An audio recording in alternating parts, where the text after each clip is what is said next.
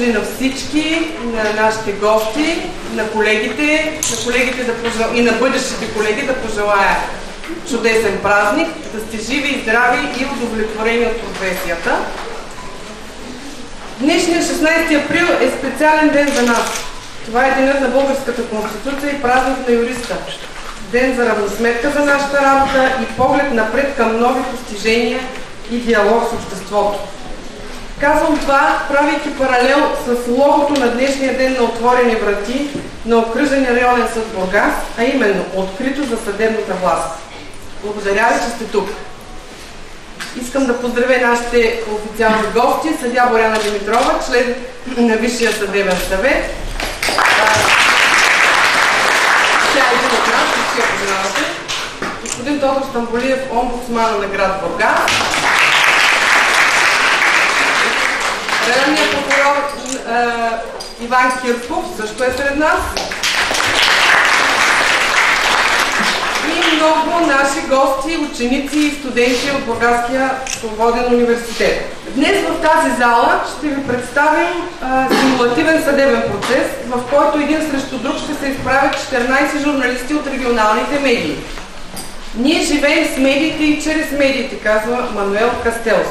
Днес те ще изживеят един съдебен процес, в който публиката и колектива ще сме ние. Ще се погледнем през техните очи, останалото ще оставим на вас, като зрители и общество, както и млади хора, които ще се борят за правото. Вие ще оцените правилен ли е бил прочита на законите и справедливо ли е взетото съдебно решение. Както казах, в тази зала присъстват и студенти от специалността право на Бургаския свободен университет. Там беше проведен конкурс на тема етичните проблеми на правната професия, като с председателя на районния съд съдията Радев наградихме студентката Пенка Петрова. Не знам дали тя е сред нас. Да.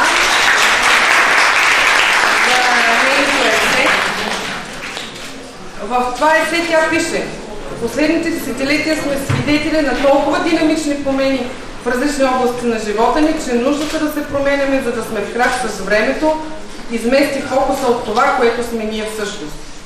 Нека днес се погледнем през очите на журналистите, тези, които често ни критикуват и обвиняват в необективност. Нека видим как според тях трябва да се реши един съдебен спор и как те ще намерят справедливостта. Сега ми позволете да представя участниците в симулативния процес. Той ще бъде наказателен. Съдебният състав се състои от съдия и двама съдебни заседатели. Съдията е Тони Белов от Бургас Нюс.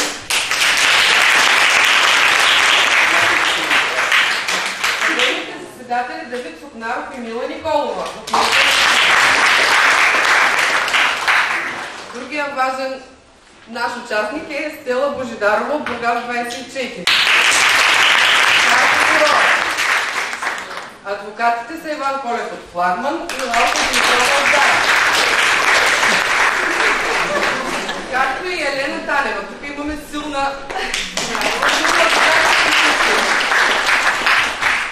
Вещото лице е също много важно. Женя Петкова от Правофон. В незавидната позиция на подсъдими са Боряна Тенчева от Бургас Инфо, Георги Русинов от Черноморски флаг и Мануела Янева от Грамофона. Свидетели са Надежда Гендова от Бургас Инфо и Петя Никова от Българска национална радио. И пострадал Емел Махмуд Флагман. Ами да пожелаем успех на съдебния състав и на всички участници. Добър ден на всички. Първо, искам да поздравя юристите в залата за днешния празник.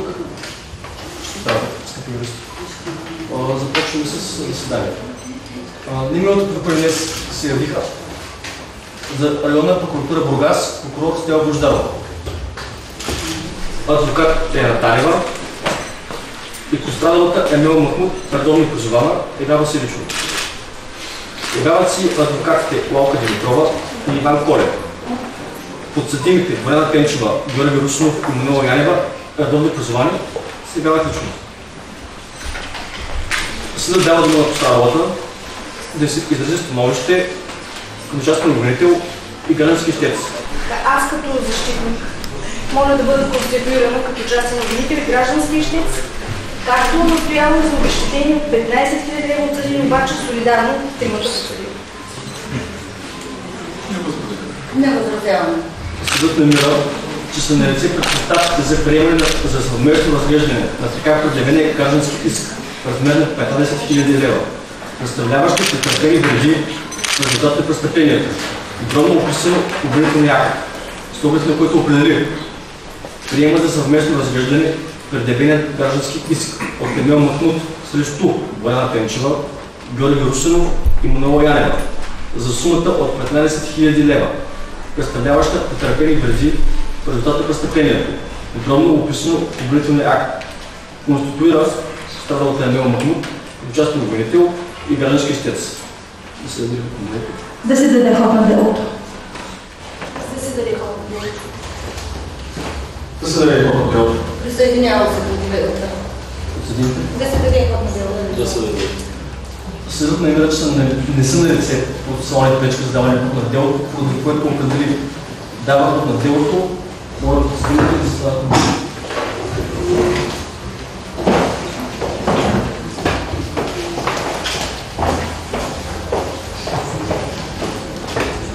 Трите имена, гражданство,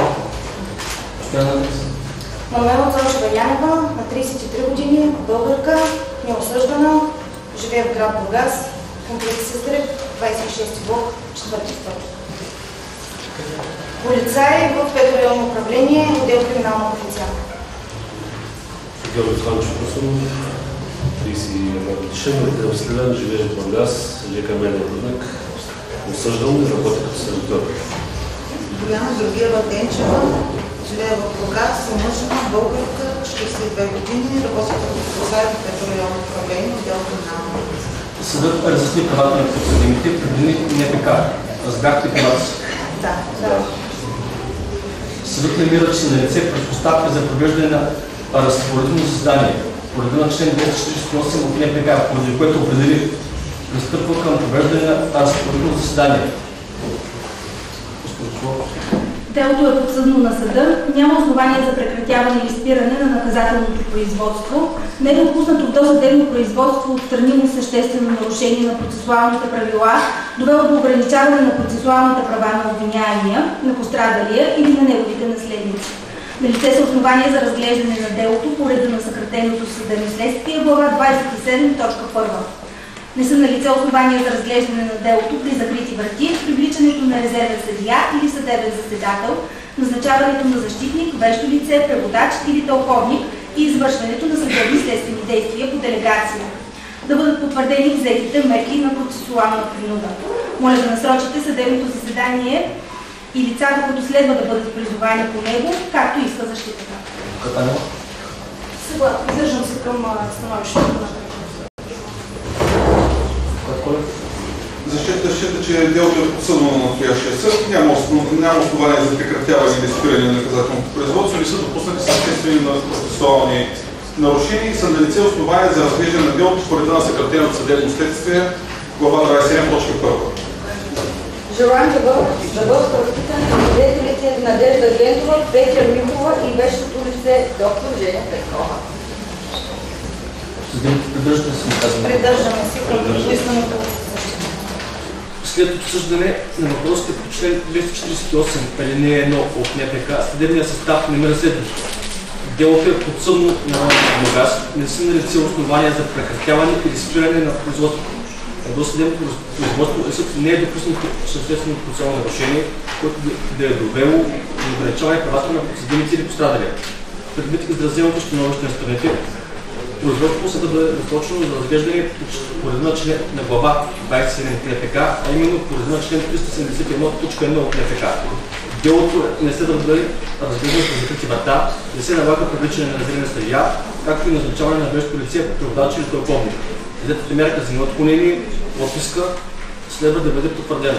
С тези мотиви съдът определи, установява производството да продължи по реда на глава 27 от НПК, а именно по реда на член 371.1 от НПК. Потвърждава мярката за неотклонение подписка, определението е окончателно. Съдът определи даването на съдебното следствие, дава думата на прокурора. На основание член 199, алинея 1, Бургаска районна прокуратура обвинява Боряна Георгиева Тенчева за това, че на 25 януари 2015 година около 4:50 сутринта в град Бургас пред дискотека Клуб Астория, като извършител в съучастие с Мануела Цончева Янева и Георги Панчев Русинов, нанесъл удари с ръце в тялото и удари с крак в тялото, главата и в областта на лицето на Емел Махмуд от град Бургас, с което и причинила средна телесна повреда, изразяваща се по пулзвания, потоци и кръвонасядвания по лицето и главата, като същата е изпаднала в безсъзнание, които увреждания са довели до временно разстройство на здравето, неопасно на живота, като деянието е извършено по хулигански подбуди. Престъпление по член 131, алинея 1, точка 12, във връзка с член 129, алинея 2 от Наказателния кодекс. Обвинява Мануела Цончева Янева за същото деяние по същия състав. Обвинява и Георги Панчев Русинов за същото деяние по същия състав. Съдът оказва на защита да посочи кои свидетели желаят да бъдат призовани. Желаем да бъдат призовани свидетелите Емел Махмуд, Надежда Гюндова, Петя Михова и вещото лице доктор Женя Петкова. Господица Генова, обещавате да кажете само истината? Обещавам да казвам само истината. Прокурор Божидарова. Госпожица Генова, познавате ли посетителите Боряна Тенчева, Мануела Янева и Георги Русинов? Не, до момента на инцидента не бях срещала тези лица. Разкажете накратко какво се случи в нощта на 25 януари 2015 година. На 25 януари 2015 година бях на работа до към 2 часа след обед. След това с моята приятелка и съпартиянка Емел Махмуд решихме да излезем и да се забавляваме в събота вечер. Първоначално посетихме Азаро, откъдето се тръгнахме към 3:30 през нощта. След това отидохме в Клуб Астория, откъдето се тръгнахме към 5:15. На излизане от заведението обаче лицата, които споменахте, ни последваха и започнаха да се заяждат с Емел. Първоначално атаката дойде от Георги Русинов, който заяви на Емел, че той е полява с чаша с уиски. Аз се обърнах и не видях Емел да държи такава чаша. Малко по-късно към него се присъединиха и двете момичета, за които по-късно разбрахме, че са полицаи от 5-то районно управление. Непосредствено преди инцидента влязохте ли в пререкание с пострадалата Емел Махмуд? Не, говорихме се на високо, аз не сме се карали. Просто се разбирахме къде ще продължим вечерта и вече ще се приберем и ще останем в Астория. Подсъдимите Боряна Тенчева, Мануела Янева и Георги Русинов бяха ли употребили алкохол в същата вечер? Не мога да кажа. Имаше ли свидетели на инцидента и кой сигнализира на телефон 112? Боя и побоя, но какво точно побоя на Емел се състоя пред самото заведение, където бяхме само ние тримата. Никой от охраната тогава не реагира, но след като я съборих на земята, я ридаха много жестоко. Една случайно преминаваща жена се обади на телефон 112. Това беше момента, в който Емел изпадна в съзнание. Нямам повече въпроси. Адвокати, Коля Димитро.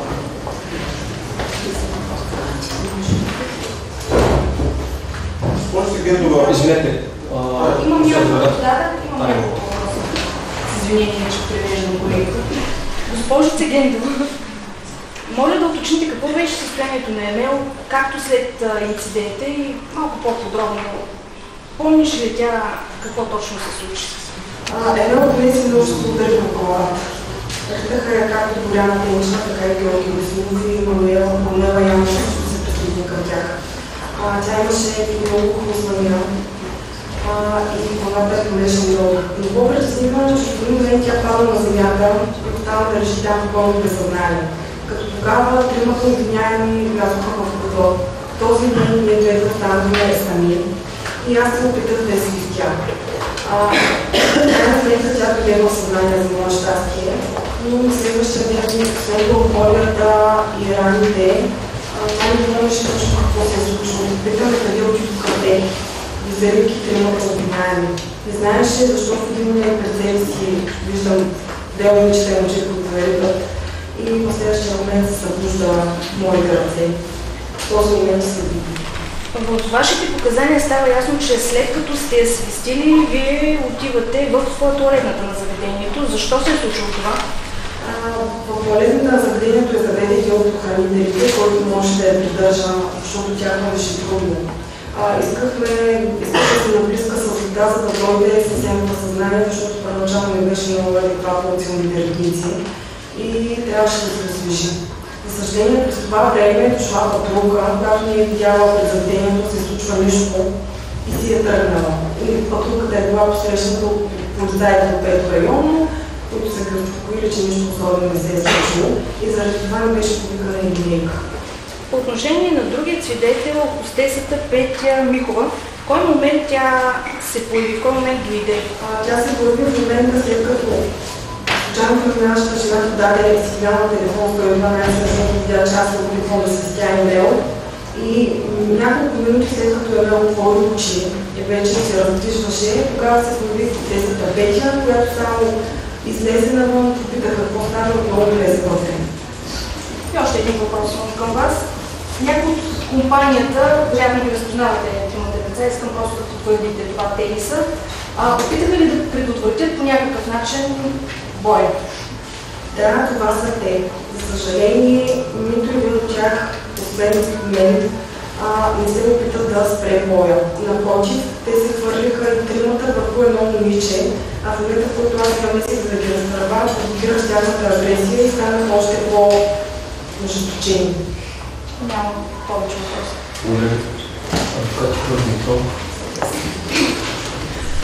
Госпожа Сегендова, колко време продължите наречения побой според ваше наблюдение и усещане?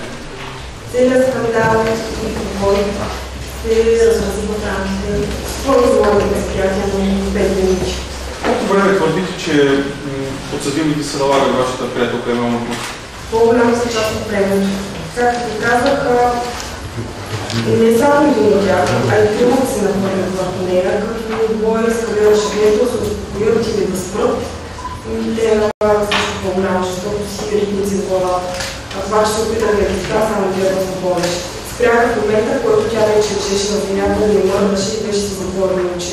Прилагам на съда протокол от извършената съдебно-техническа експертиза на вещото лице Здравко Стоянов. Става въпрос за видеоекспертизата, страница 70 от папките по делото. Ясно се вижда в съдебно-техническата експертиза, че тъй наречения конфликт е продължил минути и 14 секунди. Целият конфликт е продължил минути и 14 секунди. В състояние на ръдък човек да се приема с пътята колко продължително, това казвам, че според моите възприятия около 5 минути, но нормално да е по-кратко. Бихте ли разяснили на настоящия съд в какви отношения си с Емел Махмудова? Ние сме съкратянки, приятелки си от дълги години. И това да я видя така ударена на месец душевно травма. Какво означава дълги години? 8 години. Благодаря, колега. Госпожо Сегендова, много сте красива днес, искам да кажа. С чудесни очила и туалета, очилата много си отиват на този туалет. Въпросът е днес в този ред на мисли, наистина очилата много си отиват в туалета. С този ред на мисли, кой диоптър носите? Мисля, че въпросът ви е ироничен и не се отразим към това, че сме се събрали да говорим за полицаи, които са прибили младо момиче. Така че моля моят адвокат да се намеси. Виждате ли добре? Ами да, виждам много добре. И трябва да ви уверя, че виждам без очила много добре. Може ли да прочетете този текст? Възразявам. По същество е, че защитата напомня на госпожица Гендова, че за предоставяне на неверни показания носи наказателна отговорност по член 290 от наказателния кодекс. Благодаря ви за напомнянето. Имате ли въпроси? Нямам повече въпроси. Адвоката на подсъдимите прави внушения, които не са протестирани. Благодаря, госпожа Сегендова. Нека да се хвали госпожица Михова.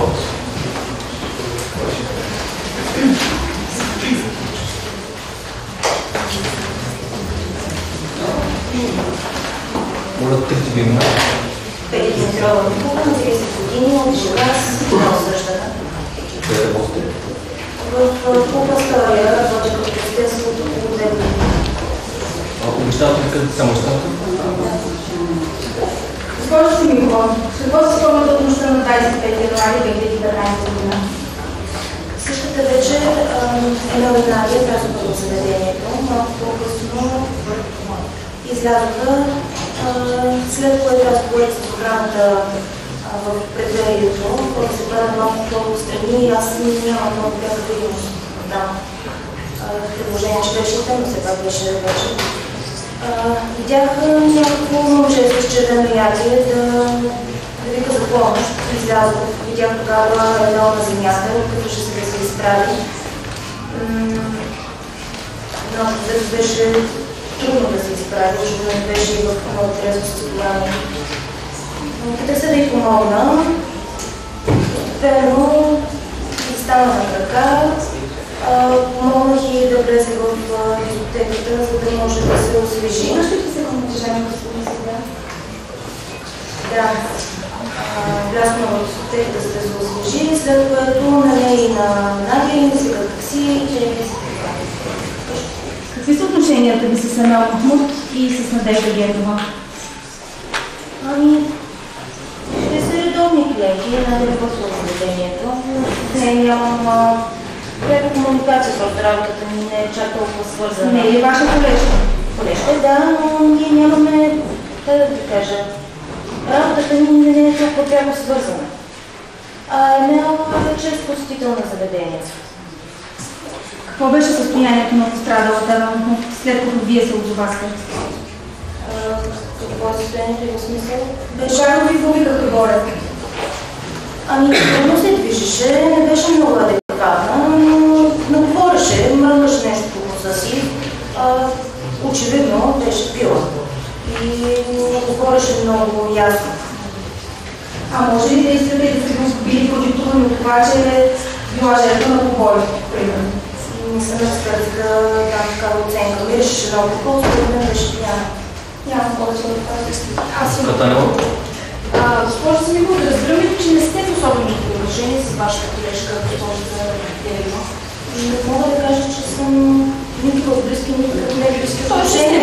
Ние сме просто колеги, работим на едно място, но нямаме допирни точки в работата. Просто тя е на друга позиция. Аз съм стесна, нямам хора. Конкретно добри или лоши отношения? Как да ви кажа, какви отношения имате с колега, с който сте на добър ден, виждане, здравейте? Така, и още един въпрос имам. Касае темата подсъдими, изглеждаха ли ви те употребили алкохол? С интересни са, аз не ги видях, когато излязох навън, защото Емел беше падала на земята, аз се опитах да ги помогна. Забелязах, че около мен има много хора, мисля, че охраната също се излезе от заведението и също се опита да помогне. Но тогава не разпознах лицата, които виждам в момента в залата. Няма. Благодаря. Казвате, че Емел е чест посетител на заведението. Случва ли си и който да се държи непристойно? Да, имало е конфликтни ситуации. Много свърши потреба на алкохол, държал се агресивно. За физическа разправа не мога да говоря, по-скоро е била словесна. Благодаря много. Вие сте първи човек, който е видял пострадалата Емел Махмуд пред заведението. Какво състояние видяхте? По-скоро беше припаднала или беше неадекватна заради изпития алкохол? Тя беше в съзнание, не свърши се да се изправи. Благодаря, нямам повече въпрос. Благодаря, господин Николов. Съдът призовава вещото лице Женя Петкова.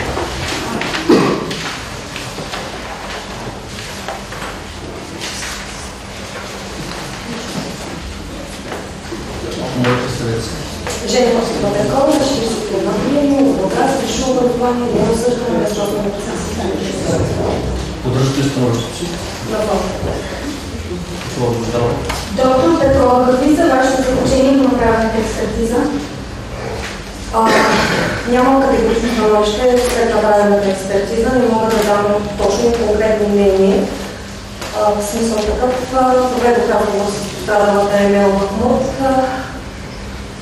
При прегледа се установи, че тя има наистина хематоми по главата, има културни рани по главата, които отговарят на това, което тя описа, че е била облъсна на подреност, точно като медицинската предмет. В същото време при разпита тя твърди, че е загубила съзнание, но като говорим, описа много ясно и детайлно какво точно се е случило.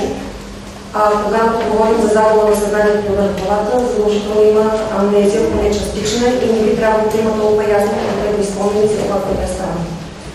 Възможно ли е нейните показания да не пресъздават лични спомени от това, което са и разказали на следващия ден? За част от спомените е напълно възможно да е нещо, което ви е разказано, но самата тя разказа и за собственото си поведение, собствените си чувства и усещания в този момент, което няма как някой друг да пресъздаде. Благодаря, няма повече. Няма. Доктор Петкова, колко години стаж имате? 20. Има ли си друг подобен случай, в който дадено лице да твърди, че е припаднал, да твърди, че е изпаднал в съзнание и да си яви след 12-13 часа на преглед? Да. Какво показва вашата практика? Той по-скоро е припаднал или по-скоро не? Зависи от случая. В този случай в момента аз не мога да съм категорична, че става въпрос за загуба на съзнание следствие на удар. Може да има някакво частично загуба на съзнание, по-скоро по-скоро на алкохол, но това няма как да го докажа, защото в предмета на експертизата не е било зададено да се разбира дали тя потребява алкохол и какво количество. Да, доктор Петкова, следва ли е въпроса дали така наречената загуба на съзнание не е предизвикана след злоупотреба с алкохол? Не е следва. Това не е било предмета на експертизата. Изследвано ли е лицето Емел Махмуд за предходни заболявания, които биха предизвикали тази така наречена загуба на съзнание? Не, това също не е било предмет на експертизата. Самата тя по време на разпита не е разказвала да протива проблема. Благодаря. Благодаря ви, доктор Петкова. Съдът призовава Емел Махмуд. Казвам се Емел Евдич Махмуд, на 31 години, от Света Бургас. Много съжалявам. Продължавате да говорите истината? Напълно. Госпожица Махмуд, какви са вашите спомени от нощната инцидента?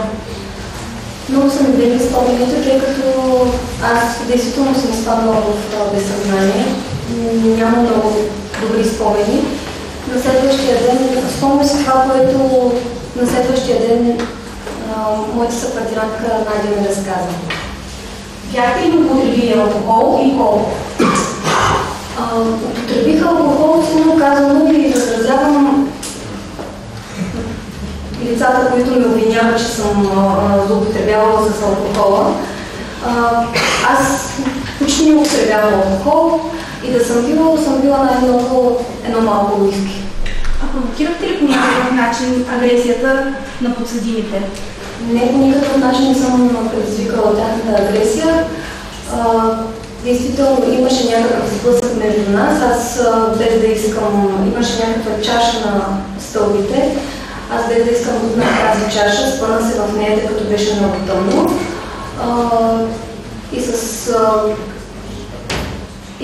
След което разбрах, че съм натискала с тази чаша единият от обвиняемите Георги Русинов, но аз му се извиних и след това той продължи да се държи агресивно към мен. Познавате ли Боряна Тенчева, Мануела Янева или Георги Русинов? Не ги познавам. След като се прибрахте, какво се случи? Успяхте ли да спите? Как преминаха няколкото часа преди да потърсите лекарска помощ? Не успях да спя цяла нощ и на следващия ден ми беше много лошо. И на следващата вечер не можах да спя, тъй като имах много силни болки в главата от ударите и след това потърсих лекарска помощ. Благодаря, нямам повече на въпроса. Моите въпроси се изчерпват с тези на държавното обвинение. Здравейте. В показанията си на досъдебното производство вие твърдите, че не сте срещнали подсъдимите преди инцидента. И сега твърдите същото. Как тогава разбрахте как се казва? Успяхме да ги установим. Как ги установим? Възразявам. Живеем от важен до социални мрежи. Важен, да, къде? Моля за ред зала. Твърдите, че сте ги установили От социалните мрежи, така ли да разберем, както казвате Саша? Да, от социалните мрежи. Така, описвате Боряна Тенчева последния начин. Висока около 1,75, 85-90 кг, късо подстригана, с мъжка прическа, с корен. Другия подсъдим Мануела пък описвате последния начин с по-светла коса, без мустаци, брада и забележете с по-щръкнали уши, цитатът е ваш. Въпросът ми е, от кога търсенето във Фейсбук се осъществява по критерии височина, килограми, мъжка или женска прическа и щръкнали уши? Протестирам въпросът, не се отпусва предмета на делото. И още нещо. Видях се в социалните мрежи, но там сте разбрали, че са полицаи. Да, тогава разбрах, че са полицаи. Защото в профилите им в Фейсбук не е посочена местоработата им, дори да беше посочена. Вие приемате ли за чиста монета всичко, което е написано в Фейсбук? Просто не се приема.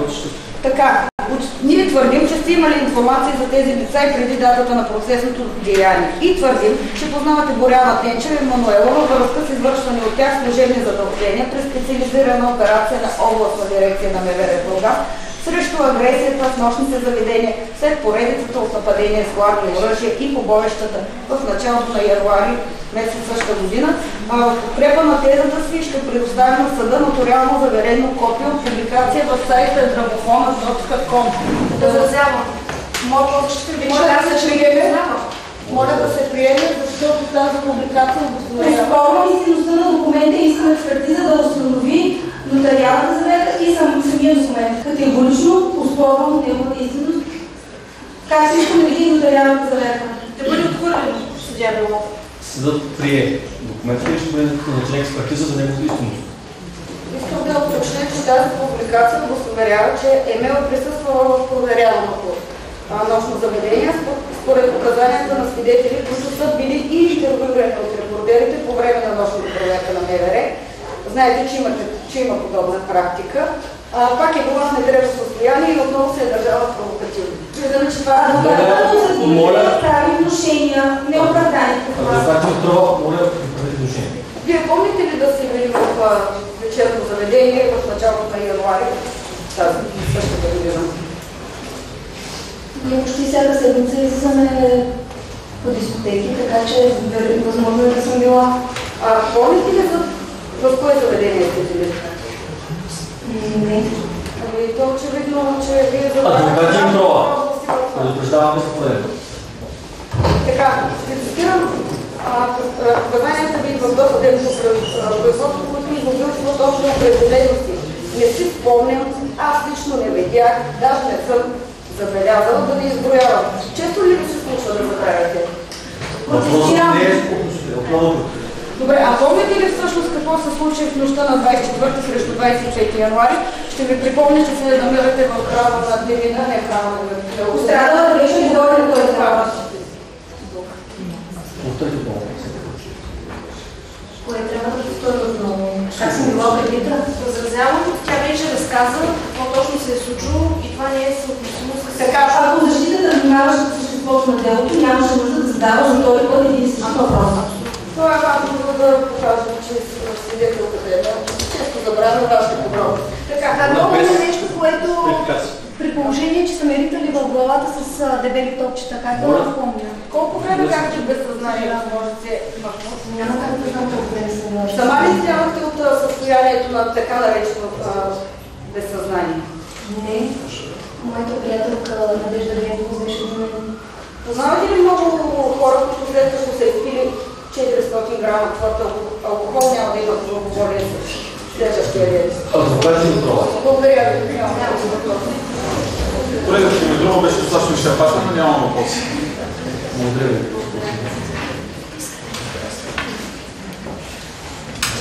Съдът на основание на член 283 от НПК определи прочита протоколите и другите документи, приложени към делото, съдържащи факти, които има значение за изясняване на обстоятелствата по делото. Счита делото за изяснено от практическа и правна страна, поради което на основание на член 286 и 291 от НПК определи приключва съдебното следствие. Дава ход съдебните прения. Прокурор Прозорова. Уважаеми господин съдия, уважаеми съдебни заседатели, поддържам обвинението, което е повдигнато спрямо Боряна Тенчева, Мануела Янева и Георги Русинов. Намирам, че от съвкупната преценка на събраните в хода на съдебното следствие доказателства по категоричен начин се установява фактическата обстановка, такава, каквато е описана в обстоятелствената част на обвинителния акт. Ще си позволя да изложа накратко тезата на държавното обвинение по фактическата обстановка. На 25 януари 2015 година, около 4:50 сутринта в град Бургас, пред дискотека Астория подсъдимите Боряна Тенчева, Мануела Янева и Георги Русинов са нарушили грубо обществения ред, нападайки вербално и физически гражданката Емел Махмуд. Страните не са се познавали, а деянието е извършено пред погледите на случайни граждани, от което може категорично да се заключи, че са налице хулигански подбуди. Действително се установяват противоречия в показанията на пострадалата, подсъдимите, както и призованите свидетели. Приемам за достоверни показанията на пострадалата Емел Махмуд и свидетелката Надежда Генова. Не приемам показанията на свидетелката Петя Михова, отчасти и експертизата на доктор Женя Петкова, тъй като част от твърденията им се базират на догадки и недоказуеми внушения. Нека да се вземат предвид и следните отегчаващи вината обстоятелства. Като полицаи Боряна Тенчева, Мануела Янева са призвани да защитават установения от Конституцията правов ред, а не да го нарушават. Тяхното правосъзнание и прагът им на търпимост следва да бъдат по-високи от тези на останалите. Това деяние се осъществява признаците на престъпление по член 131 алинея 1, т. 12 във връзка с член 129 алинея 2 от Наказателния кодекс. Предвид изложеното, предлагам на уважаемия съд да признае за виновни в повдигнатото обвинение Боряна Георгиева Тенчева, Мануела Цончева Янева и Георги Панчев Русинов. Целите на наказанието по преценка на държавното обвинение могат да бъдат постигнати чрез налагане на следното по вид и размер наказание, а именно лишаване от свобода в размер на 6 месеца, отложено в срок от 3 години. След като ги признае за виновни, съдът следва да им възложи сторените съдебни деловодни разходи. По делото е предявен и приет за съвместно разглеждане и граждански иск. Считам, че същият е доказан по своето основание. Що се отнася до неговия размер, то предоставям на съда да го уважи по справедливост. Уважаеми господин съдия, уважаеми съдебни заседатели, уважаеми присъстващи в залата, поддържам изцяло обвинението, което е подигнато от Бургаската окръжна районна прокуратура, спрямо тримата подсъдими.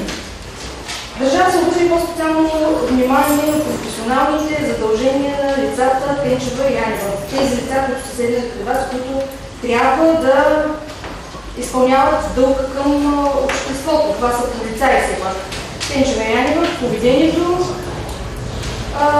спрямо гражданката Емел, както и значително по-силният Георги Русинов. Вижте вида на Русинов, вижте моята. Полицейският служител трябва изключително да предотвратява планирани и непланирани престъпления. Така ще да се движа в залата, добре сме виждали в холивудските филми. Моля... Полицаят трябва да предотвратява престъпни дейности, а не да ги сътворява, както се е случило в фаталната вечер. Да бъде помощ на гражданите и на обществото. Питам аз риторично, как са били те в помощ на обществото в този момент? Защото като полицаи Боряна Тенчева и Мануела Янева са призвани да защитават установения ред, не да го нарушават. Дори било и то в извънработно време. Защото това се случва извън работно време в късните часове на нощта, когато вероятно и те са си позволили да гуляят. Нека да вземем предвид и следните утежняващи вината обстоятелства, че в трезво състояние, както стана ясно от свидетелските показания, те са нападнали жена, употребила алкохол. Не уточняваме колко алкохол, защото тя все пак е употребила алкохол, но как те са помогнали на човек употребил алкохол, след като са го нападнали и са го прибили, бих казала. Цитирам една латинска сентенция, която спори с пиян, воюва с неприсъстващ. Бих казала, че те трябваше да помогнат на лицето Емел, дори да я откарат към болница, не да я прибиват. Да се обърне внимание на поведението на третия подсъдим Георги Русинов, който е не само отсъждан, който пренебрегва крехкото състояние и телосложение на по-защитната ми и факта, че тя е жена. Как ще ударя, ще убил? Не само се е включил в боя наравно с двете си приятелки, той буквално е прибиван.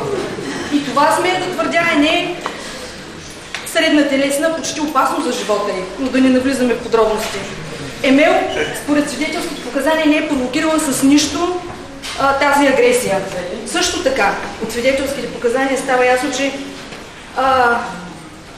Михова не е видяла свестяването. Става ясно също така, че Емел е трудно свестена от своята приятелка, докато се е пличкала с вода в тоалетната на заведението. Този инцидент като по чудо не е отнел живота й, бих казала. Моля, ако има журналисти в залата, да вземат и това под внимание. Това е важно. Двамата служители на реда не само не предотвратяват насилието, но се включват в него. Ако са трезви, това означава с умисъл. Настоявам съда да уведоми комисията в Министерството на вътрешните работи, занимаващи се точно с длъжностни нарушения на служители в системата на МВР. Тук е липсата на Истанбулската конвенция, защото, скъпи присъстващи, мъж 90 кг напада беззащитна жена. И ще добавя, че състоянието на моята подзащитничка Емел Махмуд е влошено и до днес. Тя продължава да изпитва световъртеж, страх да не бъде нападната от улицата, където трябва да бъде пазена от полицаи, не нападана от полицаи. Считам, че съда трябва да наложи на обвиняемите Тенчева, Янева и Русинов разумно законно наказание. Също така да бъде предявения ми граждански иск да бъде уважен от 15 000 лева солидарно от тримата, както и разноските по делото. Благодаря.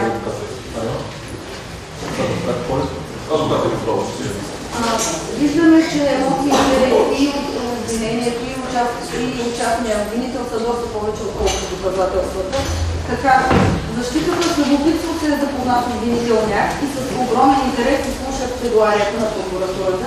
И бихме искали да поздравим представителя на нашето обвинение за проявеното високо оперативно майсторство в опитите си да навлезе в вътрешното убеждение на съда и да му внуши като обективна истина голословни твърдения и превратно тълкувани факти.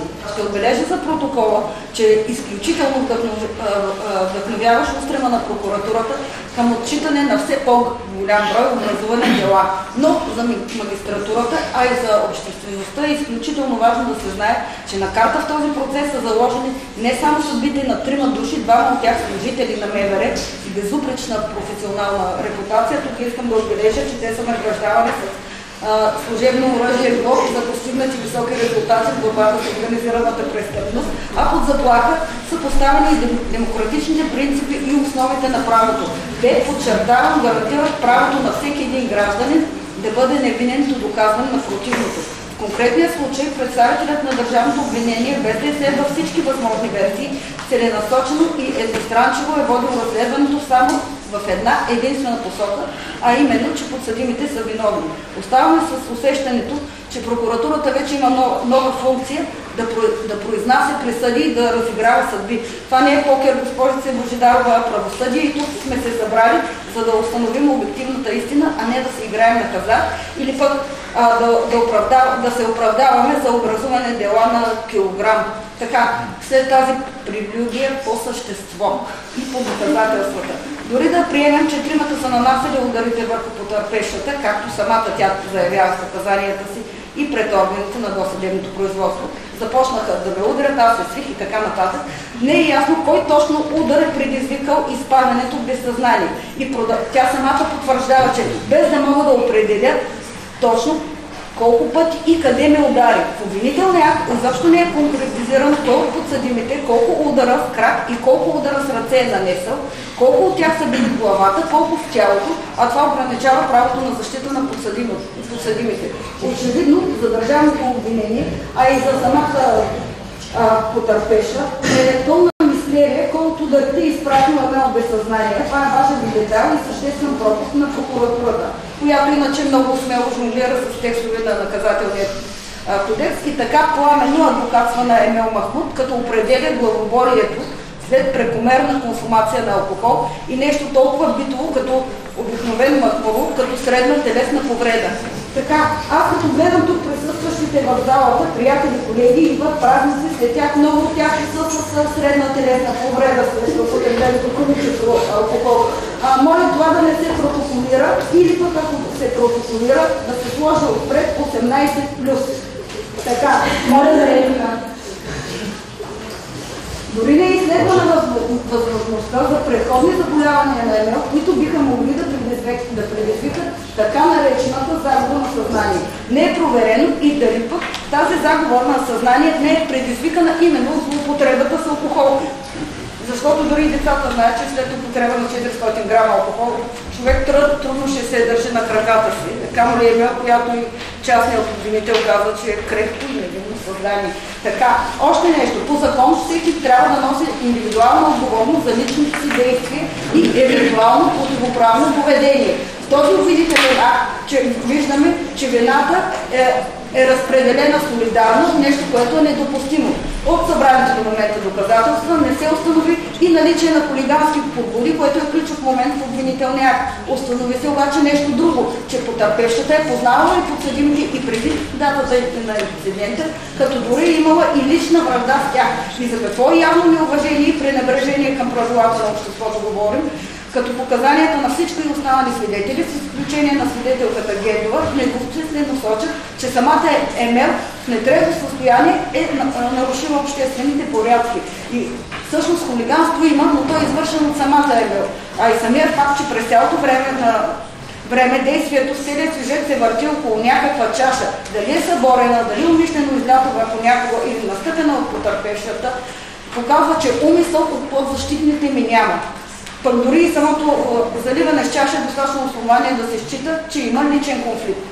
Така, що се отнася до показанията на свидетелката Гендова, сами по себе си те не могат да послужат като единствено доказателство за постановяване на осъдителна присъда, тъй като не се подкрепят с каквито и други улики, а дори се отхвърлят от останалите свидетели. Възлов акцент е, че самата тя е с много силен диоптър на очила, а това възпрепятства възможността и да възприеме реално ситуацията. Не е ясно дали тя е видяла изобщо нещо, още повече, че описаният инцидент е в тъмната част на денонощието. Съществен пропуск на държавното обвинение е и липсата на справка за метеорологичните условия в нощта на 24 срещу 25 януари, която прокуратурата би могла да изиска от БАН. Имало ли е снеговалеж и заледяване на места в вечерта на инцидента? Възможно ли е потърпевшата МЛ да се е подхлъзнала в заледен участък и дали пък травмите не са от падането на леда? В заключението на вещото лице са описани установените телесни увреждания, но и тук не става ясно дали от юмрука или репника на кой от подсъдимите са нанесени травми. В същото заключение няма и помен от твърдяната загуба на съзнание, приключвам след мъничко, абсолютно разточителство на държавен ресурс е изискан експертиза на профилите на подсъдимите в Фейсбук. В НПК няма разпоредба, която да определя лицата да се издирват социалните мрежи като белези като ръст, прическа, големина на корема и ушите. Да се прилага това като доказателство и да употреба с правото. Моля съдът, след като подробно анализира доказателствата и направи критичен анализ на пледуарията на прокуратурата, да постанови оправдателна присъда поради липса на доказателства и несъставомерност на обвинението. В противен случай правосъдието приключва точно сега, точно в тази съдебна зала.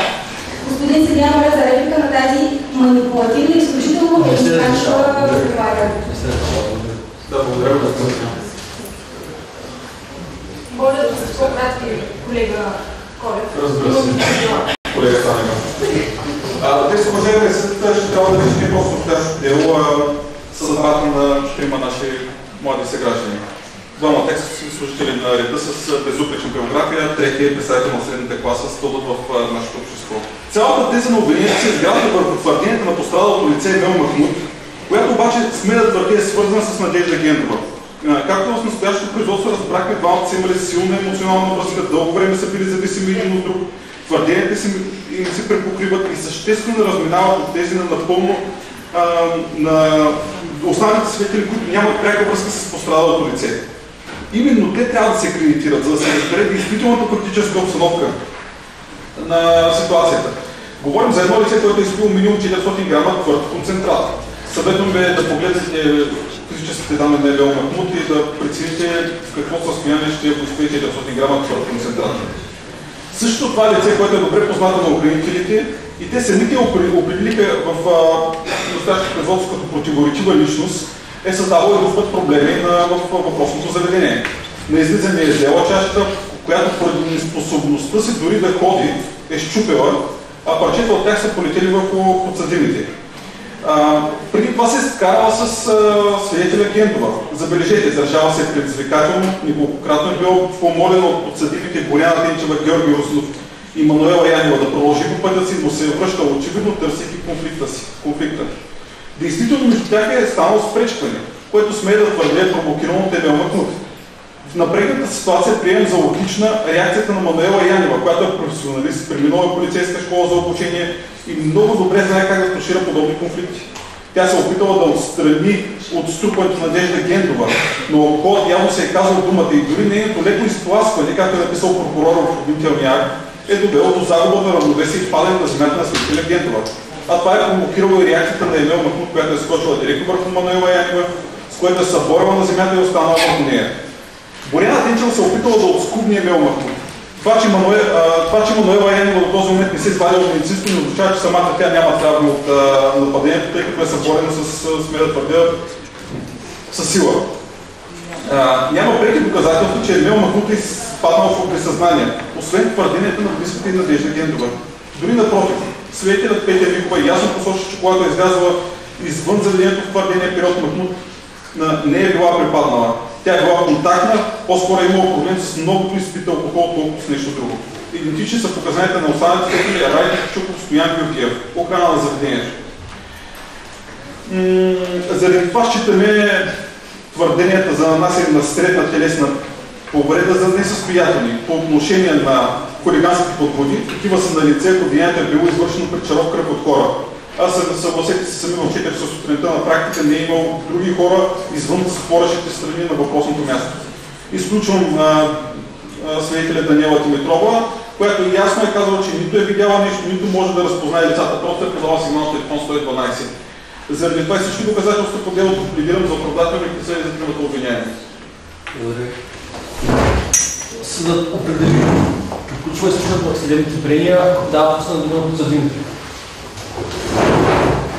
Уважаеми господа съдии, молим да бъдем оправдани, тъй като сме невинни, не сме родители, не сме обвинители. Напротив, лицето на Махмуд беше в едно нетрезво състояние, сама налиташе срещу нас и мъчихме просто да спасим моята колежка Мануела, която е една съборена на сенята и падна сама върху нея заради политически алкохол. Подкрепям на колежките твърденията. Наистина се опитахме да помогнем на Мануела, както тази по-рано, ако се удари, ще убие. Не се е ударили, не се е ударили. Уважаеми господин съдия, уважаеми съдебни заседатели, единственото, което мога да кажа е, че сме невинни. Благодаря. Съдът му обяви, че се оттегля на съвещание за постоянно на присъдата, която ще бъде обявена след 10 минути.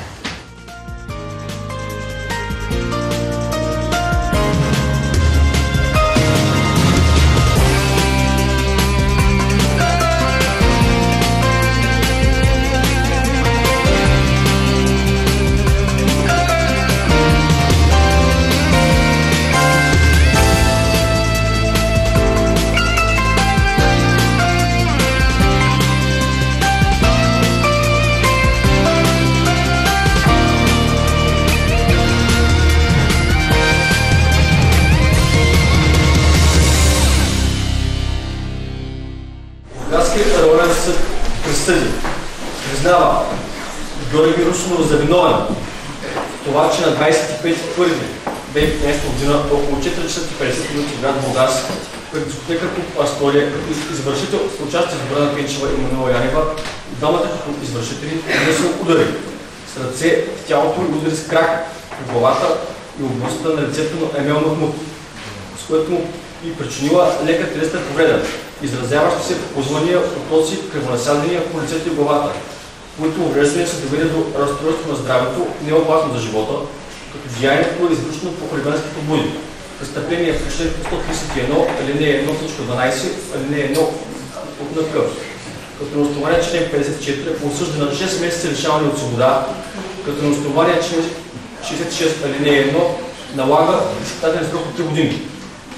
Като на основание член 304 от НК го оправдава за обвинението за средна телесна повреда.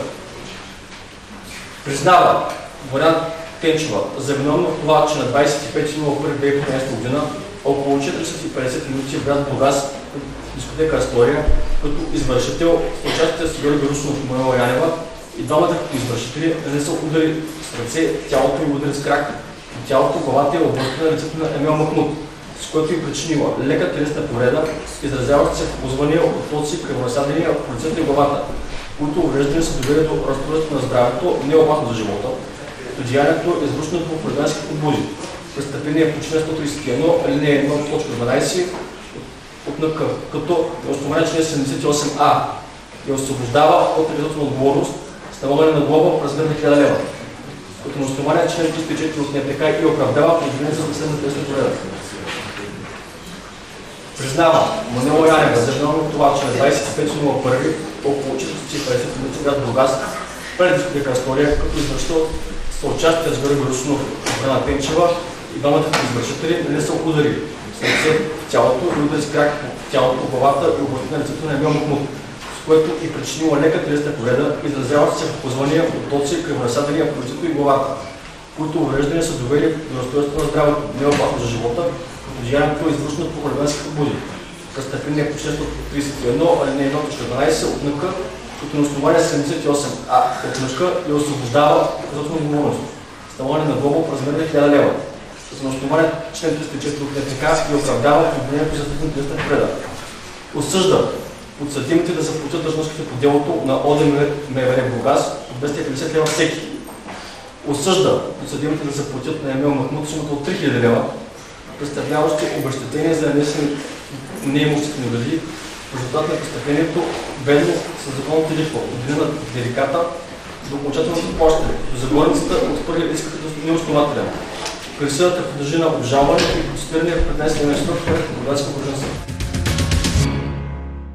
Идеята на настоящия съдебен процес беше да се опитаме да покажем на журналистите каква е нашата работа и да могат те да влязат в нашите роли съответно на съдия, на прокурор, на адвокат, на пострадал, на подсъдим и това по някакъв начин да допринесе и за тяхната работа за в бъдеще, защото много е важно те да представят нашата работа пред обществото правилно. Идеята е обществото да ни разбере и именно чрез това, чрез този метод ние избрахме да покажем как съда изразява своите съдебни акти. С голямо задоволство гледах процеса. Правим впечатление колко е красив пострадалия. С каква усмивка изразяваше задоволство и щастие, когато описваха как са го били вечерта. Присъствам всъщност на такъв процес. Наистина поздравление за организацията, за поканата. Беше изключително приятно и на участниците благодаря. Бяхте подготвени професионално, изключително добре. Ако не съм бил в залата и не знаех кой стои на тези скамейки, в един момент може би щях да се убедя, че тук действително има адвокати, прокурори, частни обвинители. Така че благодаря още веднъж, че се празник на всички.